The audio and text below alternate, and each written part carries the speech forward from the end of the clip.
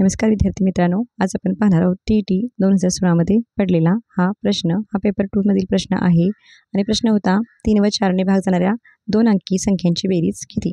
तर या ठिकाणी प्रथम तुम्ही 2 अंकी अशी संख्या शोधायची आहे ज्याला 3 व 4 ने भाग जाईल. तर ही संख्या येणार आहे 12.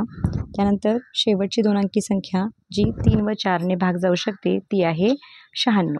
तर ह्या आता पहिली संख्या मिळाली 12, शेवटची मिळाली 96. आता ह्या संख्या किती काढण्यासाठी शेवटच्या पदाला पहिल्या पदाने भागले असता आपल्याला एकूण पदे किती मिळतात ते कळतात. तर पहा 96 भागिले 12 बरोबर 12 8 96 म्हणजे एकूण आपल्याला 2 अंकी संख्या 8 मिळतात ज्या 3 व 4 ने भाग जाऊ शकतात आणि ज्या 2 अंकी आहेत. आता आपण काय करूया, त्यांची बेरीज करूया.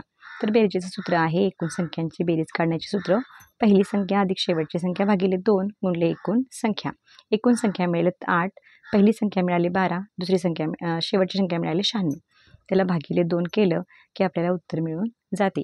तर या ठिकाणी ह्या दोन्हींची बेरीज होणार आहे 108 आणि तर ह्या 2नं 4ला भाग 8ला भाग जाणार आहे. 2 के बे बेचोक 8 म्हणजे 108 गुणले 4 इथं राहिलं आणि उत्तर येणार आहे 432. अशा प्रकारे या प्रश्नाचं उत्तर येणार आहे.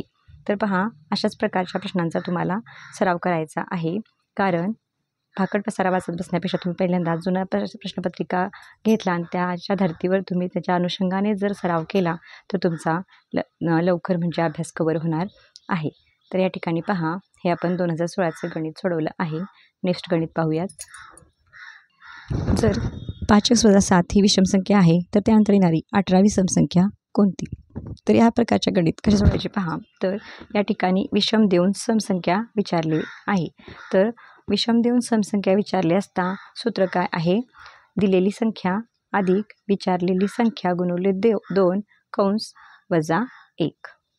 दिलेली संख्या आहे 5x-7, विचारलेली आहे 18वी म्हणून इथं 18 गुणिले 2, सूत्रात 2 आहे म्हणून 2 घालायचं, वजा 1 आणि हे सोडवलं की आपल्याला उत्तर मिळून जाते 5x अधिक 28. 5x अधिक 28 म्हणजे 5x-7 यानंतर या विषम संख्यानंतर 18वी येणारी समसंख्या कोणती असेल, 5x अधिक 28 जो पर्याय असेल तो टिक करायचा आहे. आणि अशाच प्रकारची गणितं तुम्ही काय करायची आहे, सोडवायची आहेत. आता तुम्ही इथं विषम देऊन विषम विचारले असता कोणते सूत्र येते, सम देऊन सम विचारले असता कोणते सूत्र येते किंवा सम देऊन विषम विचारले असता कोणते सूत्र येते याचाही तुम्ही याच्या अनुषंगाने अभ्यास करायचा आहे.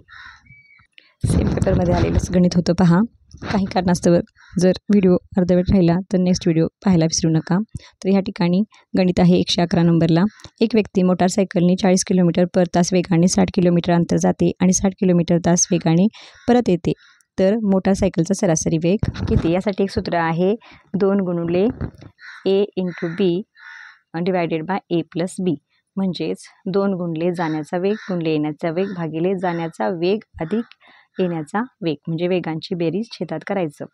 म्हणजे जाण्याचा वेग गुणले येण्याचा वेग ह्याची दुप्पट भागिले जाण्या येण्याच्या वेगांची काय करायची आहे, बेरीज. तर आपल्याला याचं उत्तर मिळणार आहे. पहा 2 गुणले जाण्याचा वेग होता 40, येण्याचा होता 60 आणि त्यांची बेरीज येते खाली 100.